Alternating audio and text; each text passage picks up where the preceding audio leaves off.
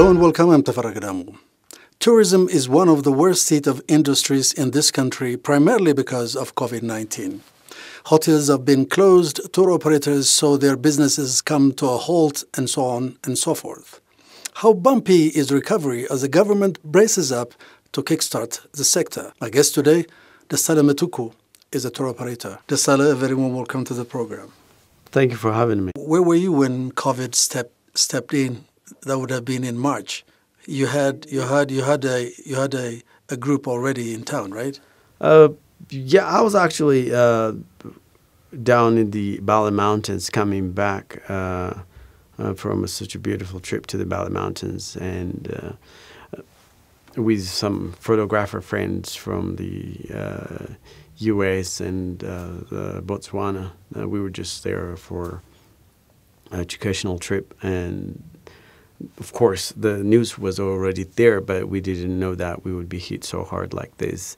And we were so shocked. And we had so many groups all over the country, the south and the north. And it was a very difficult time trying to bring all these groups back to Addis and then send them on the last flight back home. It was a very terrible experience. And cut their travel short. Yeah, most of them cut their travel short. Most of them had already started their trip for just a few days only, so they had to go back. So it was very difficult to get them all back and get rearrange their flights and put them on the last flight back home. And probably that was the last flight they have taken and never returned for 6 months after that. And you didn't know how long this was going to. We hoped this would last shorter than what it has lasted already, but nobody really predicted, and nobody even knew that it would hit us this hard. So nobody predicted the actual impact. And this was not just your story. I mean, this is almost all the tour operators in this country had to face a similar. All of us have gone through the same kind of thing, and the last thing that we were experiencing was trying to get a flight to our clients, cutting their travel short, and then put them in a flight back. That was a very tough experience, tough time. Then nobody again predicted that this would last for so very long time and that it would hit us this hard like the rest of the world. And this is such unpredictable pandemic that I don't think the world has ever faced. So same thing with the hotels, right? You had all the bookings all over the places and so on. And yeah, most of the bookings that we had all over the country, in Addis, in Aksum, Gondar, Ladibala, all over, most of it were paid, and of course some of the companies were also asking for refunds. And we had to deal with cancellations, and it's not easy to get refunds and all that kind of stuff. But again, that was the kind of thing that we've been dealing with for the last few months, even after officially this pandemic has hit us. And of course, as the country has officially, of course, stopped receiving any travelers from around the world. So this has been our day-to-day routine since it's been officially stopped.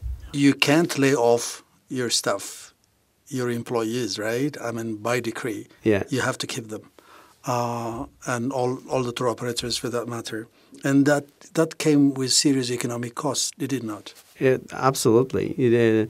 Of course, I mean, we have always tried to keep our employees as long as we can and as much as we can. And it's not because that's become by decree, but we feel that we really need to stick together at this very difficult time as a family to overcome the challenges that we are facing, as we believe that we will come out stronger. And one thing tourism has is in common among tour operators is that we sell hope and optimism to clients, and that's what we also share. So we still hope for the good and for the best to come, and we're still sticking together with that sense. How long can you do that? I mean, there's no end in sight. That's a very good question. I don't think nobody knows how long we can keep up, but as much as we can, and as much as we run and declare bankruptcy, then that's what we're going to do. And I mean, but we are hoping that things will change. Of course, there are some sort of assistance by the government for soft loans.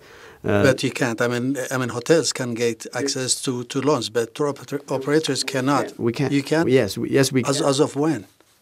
Since the government has allowed this $3 billion per soft loan for hotels, and it's actually this loan is actually for the entire industry, and of course some loans have been allocated for tour operators, and some tour operators have taken loans, but some tour operators were not able to take loans as fast. That's what I heard. I mean, large majors they did not. And that's not the problem with the government. That's the problem with the private banks, because the private banks do not want to give loans because there's not much interest in the loans that they're giving, because this is a loan from the national bank that was funded by the national by the government, so they don't get much interest out of it. So there are a lot of bureaucracies in that to getting loans, and many tour operators have complained. Of course, there are some good banks who have already given loans to tour operators as well, but at the same time, there are a lot that are actually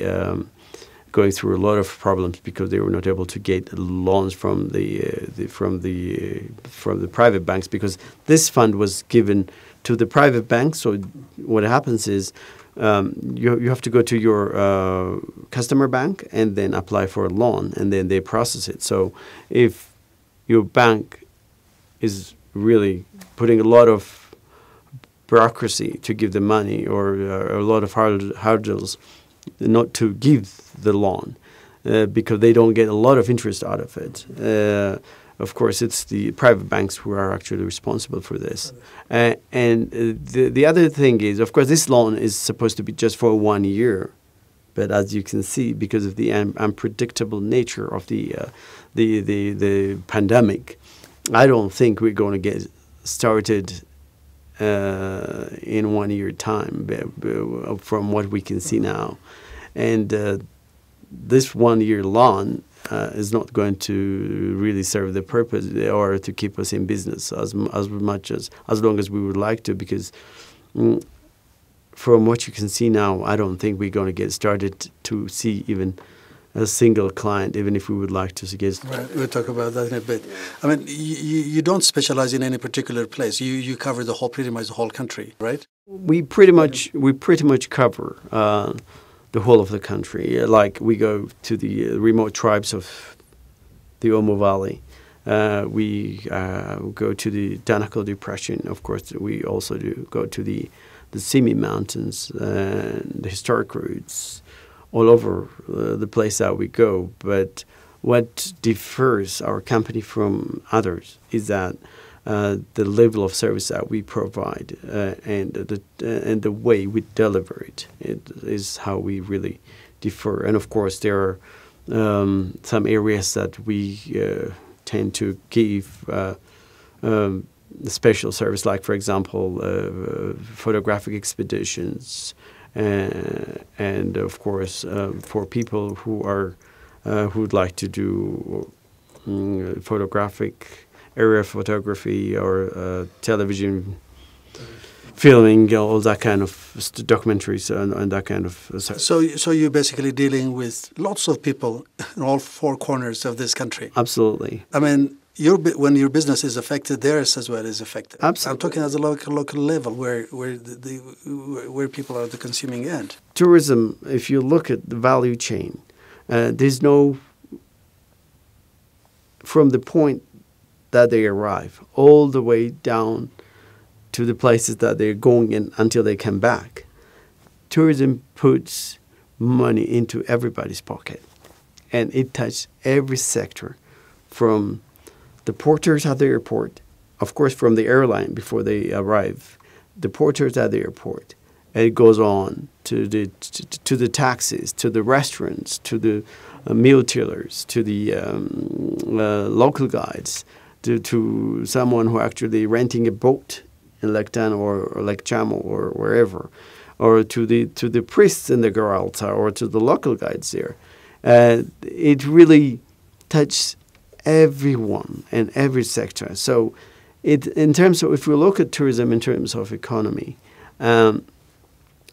it really puts money into everybody's pocket in a much broader way than any other sector. With your absence, I mean, you and your friends, as a tour business, they have gone down the drain. I mean, they have hit rock bottom. So do you contact your folks all over the places? Do you talk to them? Yes. What do they tell you? We do. They call us. And we sometimes go and visit them, and we try to help and stay together as a family as much as we can, especially with those that we do a lot of business with, or we repeatedly go and visit. So let it be local guides, or even some travel elders, or someone that is actually used to rent a car for us, for example. Of course, they are concerned, and they have been affected so much. And we stay in contact with them, and we tell them we'll be back, and we give them hope. And we go visit them sometimes, and we try to help as much as we can. Hope is something, but reality is quite a different thing. Practically, we do. Like, for example, we together with some of our partners, Parpamaki Photography and GPA, we went with 2 trucks, a lot of food and some PPE, of course. You're talking about your travels to the south? Yes. South Olmo? Yes, our travel to the South Olmo, to the remote tribes. We went went there to see our friends, and of course our friends whom we used to visit for a very long time, villages that we used to go and visit with clients. And this should have been the peak season for them, right? It should have been. And pretty well. This time of the year, earlier on, yes. Earlier on, it was a peak season. A peak season. Right after the pandemic hit hard. And what this means is you were visibly absent. Absent for the last 6 months. So did they know why? We were, when we were in that area, like again, what I said, when we went there to provide with food press hand washing machine, and of course some soaps and that kind of thing. That's this week. That was last week we went there. I just came back from 7 days trip to the Omo Valley, and of course we covered about 2,500 kilometers driving to that area. So they were very excited to see us, and we actually ignited a lot of hope into them, and told them we would be back, and they were very happy. So we gave some trainings, and we asked them what they think. What do they think that the people are not coming anymore? And some people said, "Yeah, we heard there is some sort of disease on the air that is killing so many people, and we hope it's not coming to Ethiopia." And they didn't know that it was actually COVID. Yeah, they did. And that was five months, or was it 6 months after it was officially announced in the whole country that this actually is a killer disease. Yes. It did. Wow. And they said, we don't know, and that we heard there are a lot of foreigners dying, and we heard about it, but we don't know if it's going to last forever. And they said, we pray, may God put an end to this pandemic. So are you saying that you're the first ones to tell them that this actually is called COVID-19, and he could die if he catch the virus?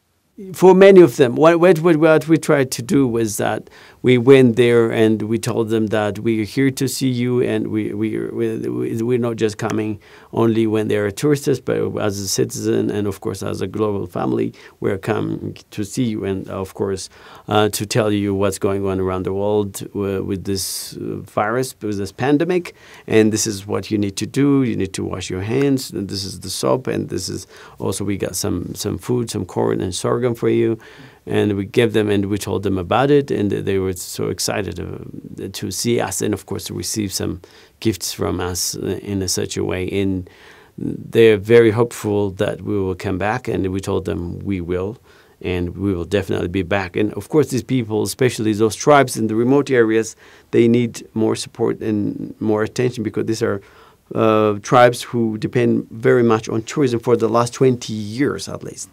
So there's no Which means they have basically abandoned their yes, whatever they used lifestyle. Yes, yes. So they depended on tourism for a source of income. So what that means is that they're really suffering because of that. And as Grand Holidays Ethiopia, together with Papermaker Photography and GBA, we did this thing. And what we did is we only took 200 quintals of grains, and all the hand washing and the training was the most interesting thing I found when I was there, because I saw them practically using the hand washing and washing their kids, and that was very emotional. That was a very interesting thing to me. But these tribes need more attention, and we need to do more. I know Ethiopian Tour Operator Association, we are working on this, and we are, especially for the displaced destination tribes, we are actually working on taking some additional aid with Ethiopian Tour Operator Association, and some other tour operators also need to get engaged on this, and they need to show their support to solidarity. Yes, at this very difficult time. The government is planning, is serious about this, I guess, is trying to kickstart this sector. That's right. Hopefully coming this new Ethiopian year. No, that's right. So it's going to be something big. But so much preparation needs to go into all that, right? Yes. We're really excited about this. As Ethiopian Tour Operator Association, we have been closely working with the Tourism Ethiopia and the Ministry of Tourism on this, the new travel protocol, safety travel protocol, which is, of course, according to the WTTC, the World Travel and Tourism Council standard. And we're really excited about this, but there needs to be more preparation on this. Like in what? We need to give a lot more training before they kickstart. I'm sure that there's obviously the Tourism Ethiopia and the ministry are keen on developing the destinations, doing a little bit of work in the destinations, right? Yes. Is that what you're talking about? Yeah, the travel is not going to be like what it used to be. It has changed big time. And so we need to get used to the new normal, and we need to make sure our clients feel safe when they travel. So we need to be prepared on that level. What that means is that our service providers, tour guides, tour operators, the hotelers, and all the destinations need to be prepared on that level. Of course, it's going to be according to Tourism Ethiopia, and as per our discussions and our inputs, we have strictly said that it needs to be prepared according to the international standard of WTTC, which means all places, of course, service providers needs to wear protective devices, personal protective the equipment, masks, and of course hand sanitizers, and there needs to be hand washing in all these places. And washrooms and everything. Sanitized rooms, washrooms, all disinfected. All the new normals need to be applied strictly.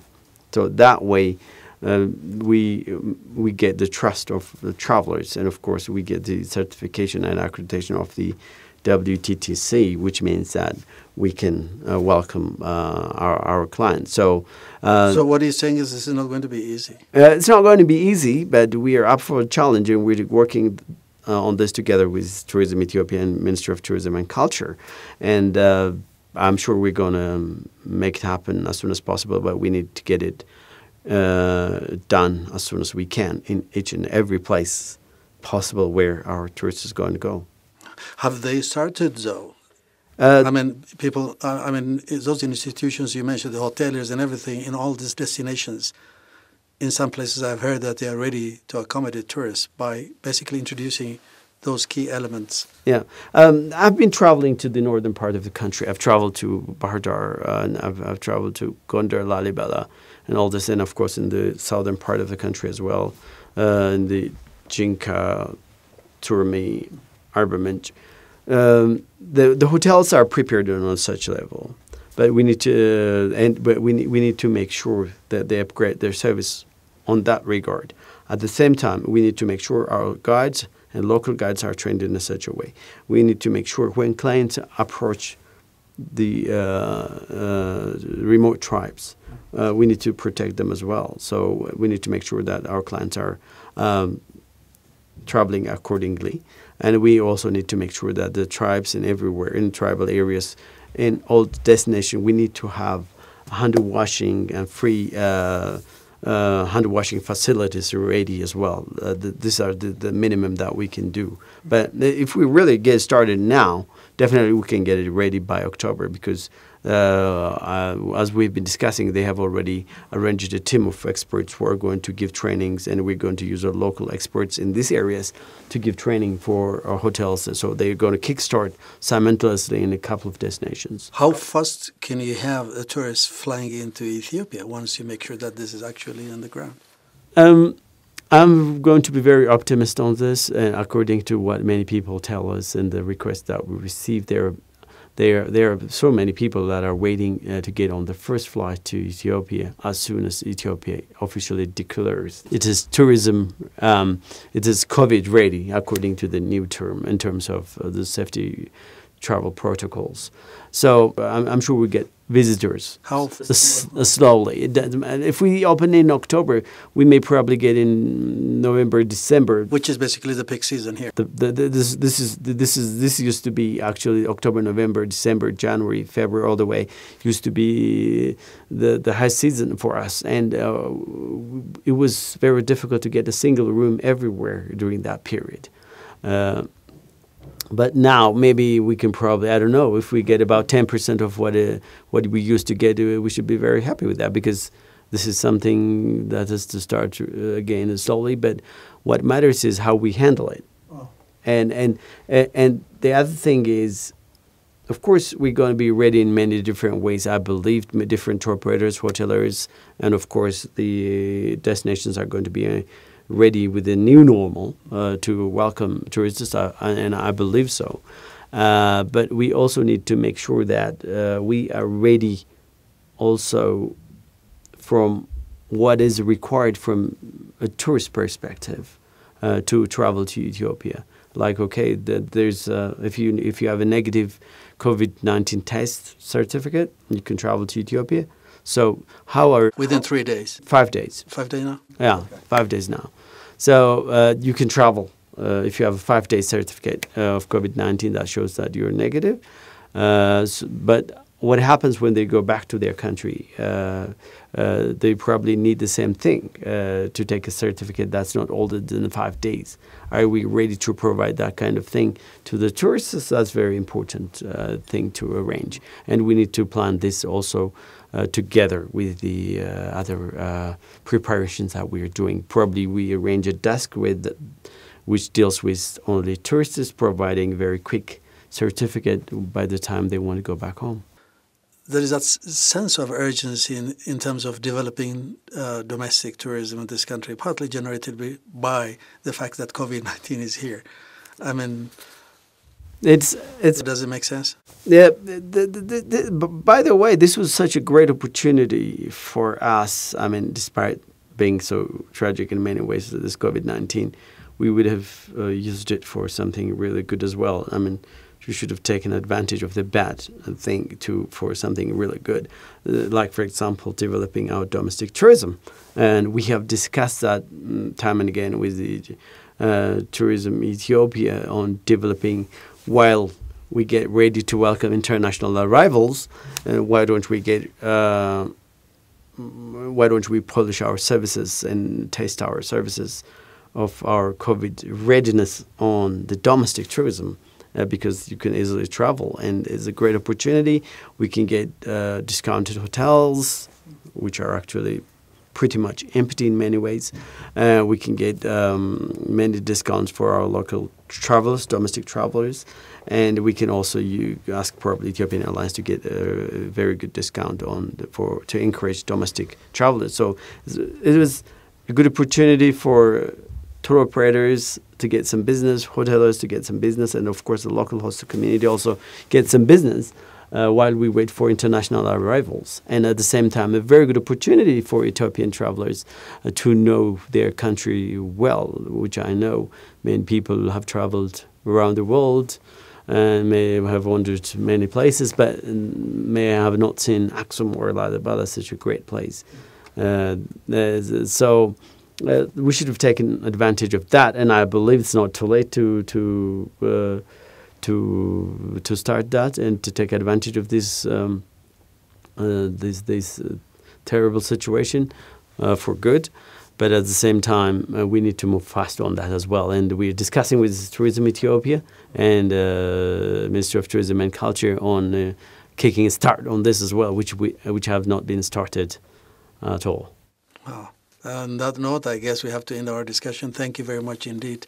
It was really a pleasure having you on my show, Desale, and good luck with your projects. Thanks so very much. It was great to be on your show.